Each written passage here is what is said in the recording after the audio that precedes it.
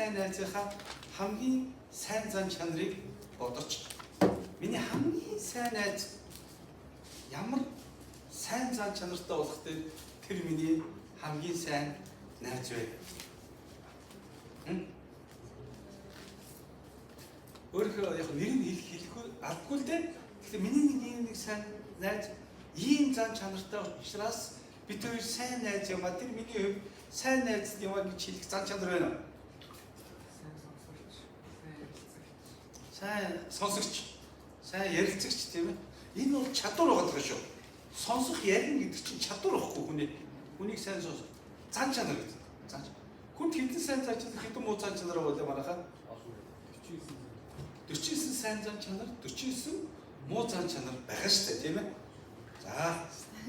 За би өнөөдөр та нарт яг бид нэр ямар бурхан итгэж найддаг вэ? Бидний итгэж найдаад байгаа бурхан ямар бурхан юм бэ гэдэг талаар одоо хамтдаа сурья. За тэгээд суурь хамтдаа Лук номын 19-р бүлгийн 1-ээс 10-р ишлэлээс хамтдаа сурья. За би та бүхэн нэгээс уншиж өгье. Үйшээ гаргацсан уу? Ийшээ харж байгаа уншчихв.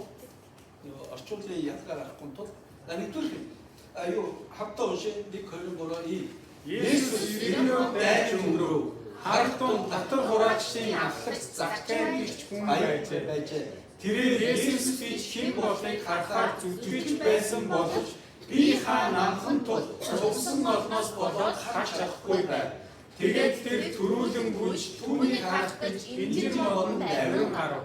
Учир нь Есүс тэр замаар дайж өнгөрөх гэж байлаа. Есүсийн төрж ирээд дээш гарч түүнд Заккай уугаад өнөөдөр би танад очих ёстой гэжээ.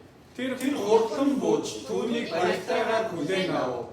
Үүнийг харсан хүн бүхэн дургуйцэж Есүс нүгэлтийг хонглох гизгээж байлаа.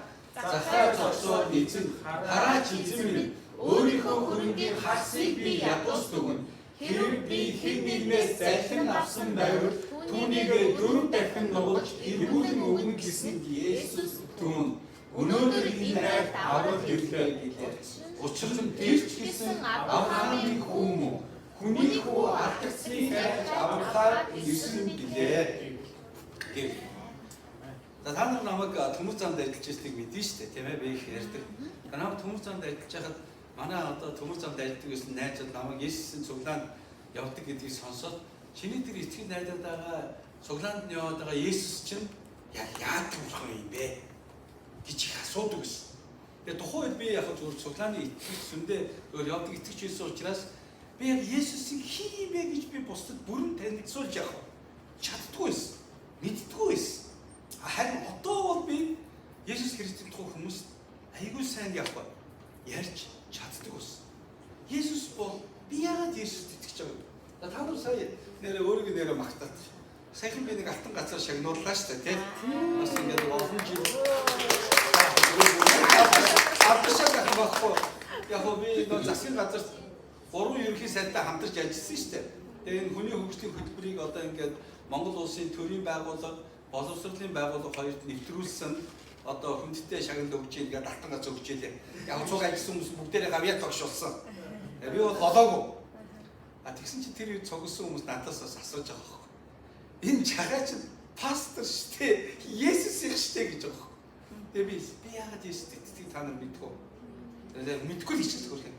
Тэгээ би миний итгэж найдаг бурхан бол хэнийг ч ялгуурлдаггүй бурхан юм аа.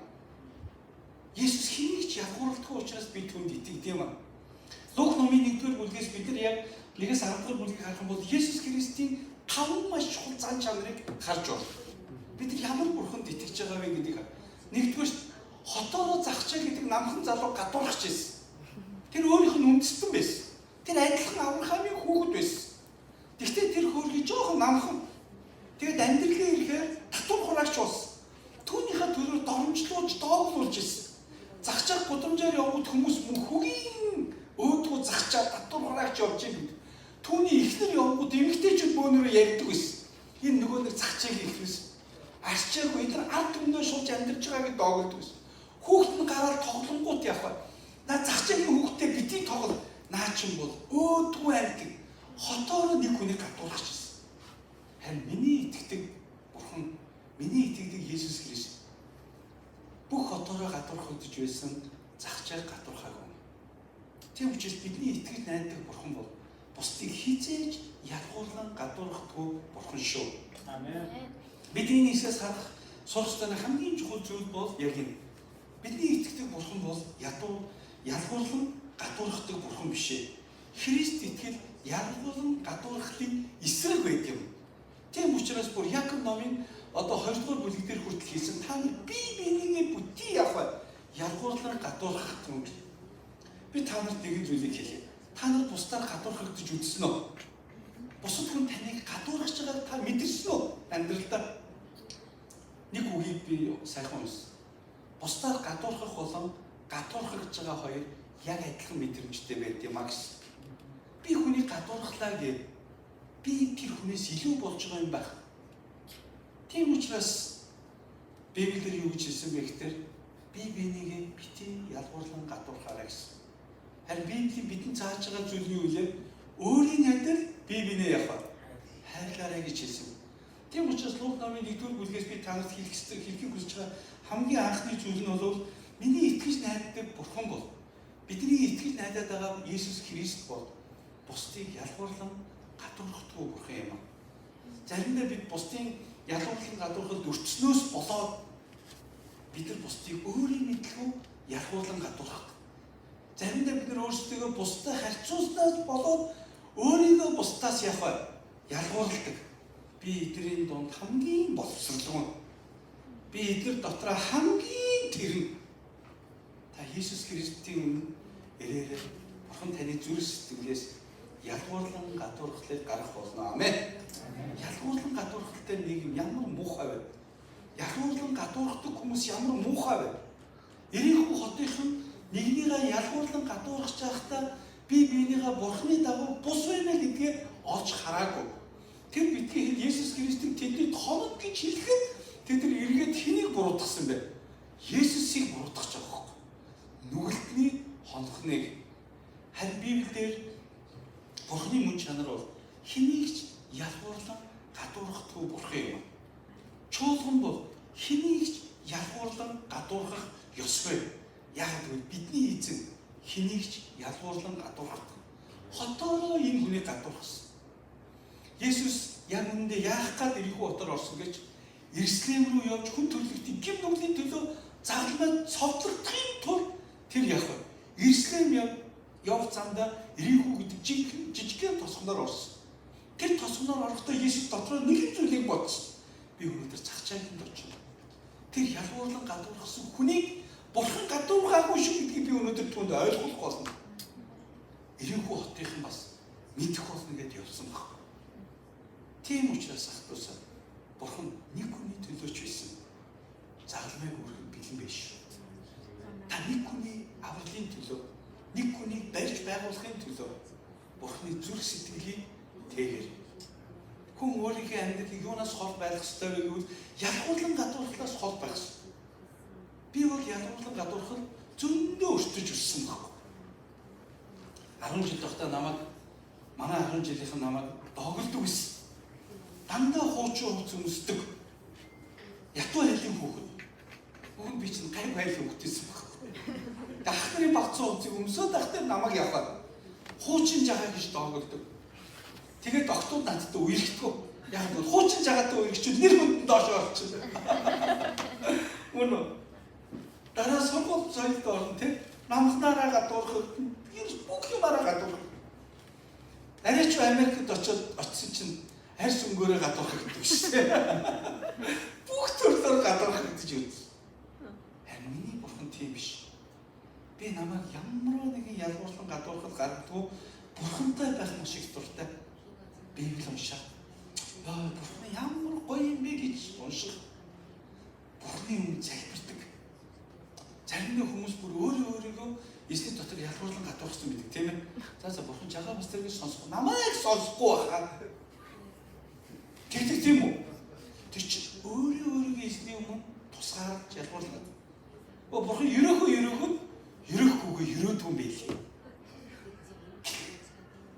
Тэр натэр пастор та яаж Америк руу гэр бүлээр явсан бэ? Би хэлдэг. 10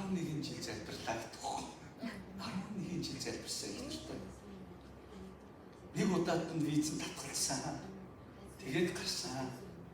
Тийм учраас ах トゥ нараа өнөөдөр бидний эндээс сурахтай нэг чухал зүйл бол бидний итгэж найддаг бурхан бол ялгуурлан гадуурхдаг бурхан биш юм аа. Тэр захчаад үнэхээр ялгуурлан гадуурхаагүй цорын ганц бурхан юм аа. Тийм учраас өнөөдөр би Есүс Христийн тухай хүмүүс надаас асуухгүй би хамгийн түрүүнд хэлдэг үг бол энэ. Миний итгэж найддаг бурхан бол ялгуурлан гадуурхдаг бурхан. Тийм учраас би Есүст итгэдэг юм. Тэр бүх хүнийг аврагтаасаа өмнө мэдлэг дээрээсээ гэж хүсдэг бөгөөд миний өмнө бүх хүн адилхан гэж хэлсэн. Хэн нэгний онцгой, хэн нэгний сул дорой тэдэнд миний харилцах хандлага өөр гэж юусоо хэлээгүй.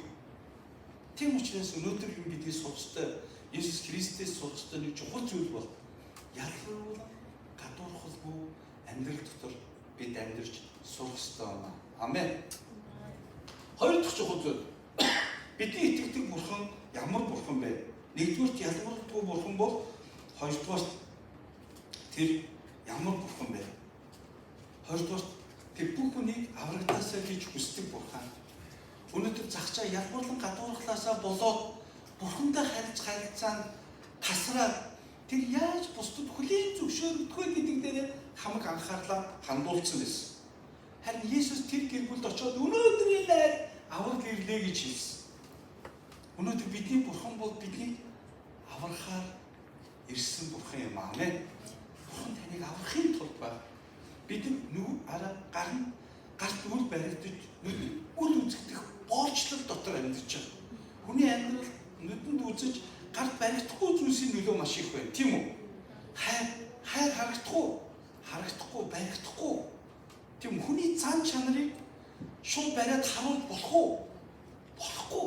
Өнөөдөр миний ээж аавын цаан чанарыг асуувал миний ээж аавын цаан чанар энэ байна гэж би харуулах юм байхгүй. Хүний амьдрал нүдэнд үзэгдэж гарт баригдахгүй зүйлс маш их байна. Гомдол байна. Гомдол харагдахгүй, баригдахгүй мөртлөө хүний амьдрал маш бодтой үр дагаврыг үзүүлдэг. Алсын хараа хүсэл мөрөөдөл байна. Харагдахгүй, баригдахгүй мөртлөө хүнд маш их ирч хүчийг өгдөг. Харин хүний амьдралд хардаж баригдахгүй нэг зүйл бол мөнх ам юм. Мөнх ам. Есүс Христ үнэхээр захчаад авралыг өгөхөд төлөө ирсэн.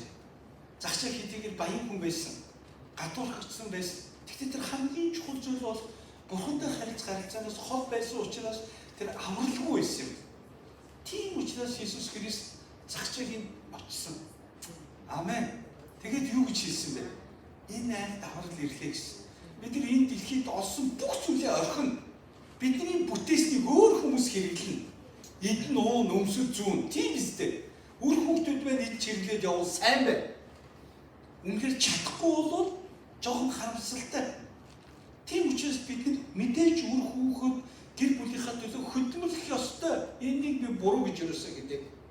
Гэхдээ бидний хамгийн чухал зүйл бол бид мөнх амийг авах ёстой. Бурхан энэ дэлхийд хүнийг нүцгэн ирээд энэ дэлхийгээс юуцгүй явуулдаг нь яг үндэ авралыг өгөхийн тулд юм. Бидний дэлхийгээс юу ч харж явахгүй. Би энэ дэлхий дээр мянган хүүтэй байсан ч би тэдний яаж амьдрахыг би мэдэхгүй. Тийм биз дээ. Би нэг удам судар миний нэг хүнд намайг өгсөний дараа ямар байх нь яг үндэ надад ямар ч яах бадгүй. Харин би энэ дэлхийгээс олж авах ёстой цорын ганц зүйл бол Есүс Христ доторх мөнх ам юм. Тэр нэг үнцэнтэй зүйл биш. Есүс Христэд итгэх үед л тэр бидэнд мөнх ам болгож ирдэг. Яг л өөрөө бурхан хүнийг бүтээсэн учраас бидэрт мөнх амийг өгсөн юм аа. Амен. Бид тэрийг хүлээн авах ёстой.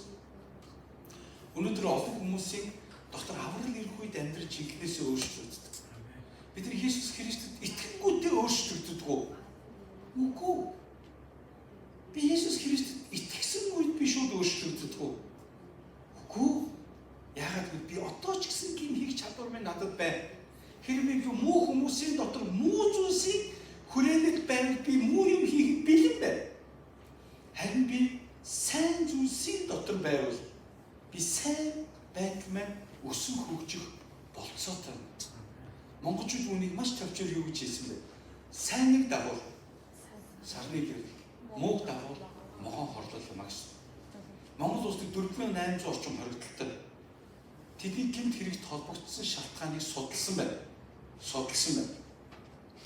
98% найз нөхдөдөө уруу татгцсан. Намайг ийм юмыг хийхэд манай найз нөхөд нөлөөсөн гэсэн. Өнөөдөр Монгол улсад 90 оноос өнөөдрийг хүртэл одоо энэ хэдэн парламентд энд нэг ойролцоогоор 1000 гаруй улс төрч байна. Тэр гаруй улс төрчдөөс асуусан байна. Та яагаад улс төрд орсон бэ? Дандаа бусдын нөлөөгөөр шүү. Манай ангийн хүүхд улс төрч байсан, намайг датсан, манай ах улс төрч байсан, манай тэд нар татагдаад тэд нар явах улс төрч рүү болсон. Монгол нийтдээ 16 орчим мянган бизнес. Тийм үү? Та нар одоо юунаас ChatGPT-ээс асуусан байна. Тэдний ихэнх нь найз нөхдийнхөө үр нөлөөгөөр орсон. Бизнес. Би танарт хэлээ. Ах トゥ нар та бурхантай ойр байвал гайхамшигтыг мэдэрнэ. Библиэр олон сайн зүйлсүүдийг амсан хүртэн. Иесус Христэд итгэдэг гэсэн мөртлөө бурхантай ойр биш итгэгчдийг хараад Христ итгэл ийм байна гэж та бодож болохгүй. Та харин Библиэр бурхныг таньж мэдээ өөрөө Христэд итгэлтэй дотн харилцаатай байв. Та энэ дэлхий дээр үнэн агуу зүйлсийг харах болно. Библиэд бичигдсэн. Та хүмүүсийн төлөө сэтгэл гаргаж залбирх үед тэр хүмүүс итгэрнэ. Та нарын амьдрал жинхэнэ ерөөл дүүрэн буу. Ерөөл гэж юу хэлдэг вүлээ? Би яаж хичээгээд өөрийн амьдралдаа хийж чадахгүй зүйлийг бурхан бидний амьдралд хийхийг ерөөл гэж хэлдэг гэсэн. Ерөөгцөн хүн үргэлж бусдыг барьж байгуулдаг хог. Ерөөгч ивэгцэн хүн үргэлж бусдыг урамшуулж зоригжуулдаг хог. Ерөөгцөн хүн жинхэнэ юу хэрэгтэйг мэддэг. Хүмүүс мөнх ам хэрэгтэй. Хамгийн чухал зүйл бол энэ. Та нар хүмүүст мөнгөөр тусаж үлдсэн биз дээ. Тэдний асуудал шийдэхдэггүй байгааз. Улмал томроод байгааз туслах тусам. Би сая Америкт явлаа. 11 сараас 12 сар DC-гээр, Нью-Йоркоор, Чикагогоор, Денver, Оклендор, Монголд бүх газраар явлаа. Хөөрхийн Монголд байгаа бүх ах トゥ нартай байг туслахтай тэдний асуудал ерөөсөө яах вэ? Шийдэгддэггүй нэ. Томрол би танарт хэлээ. Хүн хизээ асуудал шийдэгдэнэ гэж эзэнтэй уулзсан юм. Яг л эзэн тэдийг өөрийнхөө амьдралд хариуцлагатай шүү гэдгийг ойлгуулдаг. Чиний амьдрал өөртөө ч холбоотой. Чиний амьдрал өөрөө зөв шийдвэр гаргахтай холбоотой гэдгийг хэлдэг. Амен. Тийм учраас Иесус Христ захчаад өрөвсөн. Захчаа. Чи бусдын гадуурхал бүү санаа зов. Би чамайг тоож өгнө гэж хэлсэн баг. Тэр баяссан захчаа яасан гэж би төрөнгөнийхөө талыг өгнө гэсэн баг. Энд төрөнгөнийхөө талыг бусдад тараах юм байна. Захчаа гинт ойлгосон. Хүний амьдралд юу чухал вэ гэдгийг тэр үнэхээр ойлгосон. Захчаа бол татвар хураагч бөгөөд нягтлан эдийн засгийн хүн байх. Тэр дотроо бодож чадсан байх гэж би бодож байна. Хөргөнийхөө талыг би бусдад тараасч талаар нь би юу гайгүй амьдрал бүх болцоо над байгаа гэдгийг тооцоо хийсэн байсан учраас талыг өгөө гэсэн баг. Тэрний сэтгэл хөдлсөн бол би бүх хөрөнгөө тараая гэх байсан. Тийм үстэй. Захчаа бол ухаантай хүн байсан. Тийм учраас ах トゥ нараа би өнөөдөр та бүхэнд хэлмээр бидний аврагч эзэн бусдын авралын төлөө санаа тавьдаг шүү. Бусдын амьдралыг асуудлыг нь биш, харин амьдралыг нь шийдэх өөрчлөлтийн төлөө санаа тавьдаг бурхан юм. Тийм учраас би найз нөхдөдөө шинээр таньсан найзуудад хэлдэг. Миний итгэдэг бурхан нэгдүгээр ядгуулдаггүй бөгөөд хоёрдугаар бүх хүнийг аврагтаас үнний мэдих гэрээсэй гэж хүсдэг. Тэр аврал дотор жинхэнэ мөнхийн зүйл байд юм аа. Ягаад чи миний эргэн тойронд байдаг бизнес болон улс төрч найзууд байна. Нэг зүйл баттай итгэдэг хүмүүс аахгүй. Өөрсдөд нь байгаа зүйл нэг өдөр бусдыг болно гэдгийг мэддэг. Хууль хэрэглэлтэй байгууллага ирээд тураах боломжтой, хулгай ирээд авах боломжтой, тэг өнөөдөр миний их гэж байгаа зүйл надаас алдагдаж болно гэдгийг ойлгодог хүмүүс үү. Харин харамсалтай зарим хүмүүс хүнийг ойлгохгүй амьдардаг, тэг машин байж тах юм шиг байна. Эд хөрөнгөнд байж тах юм шиг байна. Тэгээ захч ойлгосон. Миний амьдралын хамгийн чухал зүйл мөнгө хөргөдөөд миний амьдрал баталгааждаг юм.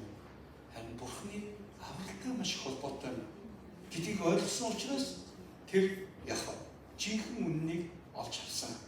Тийм учраас би хүмүүст хэлдэж хуржуул бол Бурхан таныг аврахаар ирсэн гэдэг та итгэж түүнд өөрийгөө нэртэй байлгаарай гэж хэлдэг. Гуравдугаар миний итгэдэг Бурхан, бидний итгэл найдаад байгаа Бурхан ямар Бурхан бэ? Тэр үргэлж өөрчлөлтийг дэмждэг Бурхан юм аа. Тэр өөрчлөгдөхгүй байгаа хүсэлд тэр хүчлэлтгүй Бурхан. Зүгээр байж лээ. Би өөрчлөгдөхгүй болоо. Байж юм.